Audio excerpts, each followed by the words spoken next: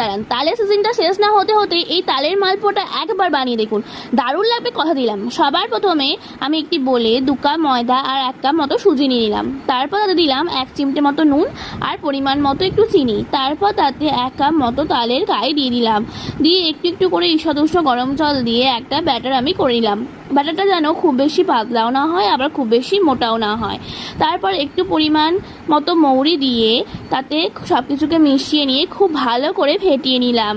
এরপর একটি গোল হাতা দিয়ে ব্যাটার থেকে একটু একটু করে মিশ্রণ নিয়ে কড়াইয়ের গরম রিফাইন তেলে দিয়ে দিলাম। দিয়ে একটু সময় দিলেই দেখবেন যে মালপোয়াগুলো পুরো ফুলে বলের মতো ফুলে উঠবে। এইভাবে একটু ধৈর্য নিয়ে ব্যাটার থেকে একটু একটু করে নিয়ে সব মালপোয়াগুলো ভেজে নিতে হবে।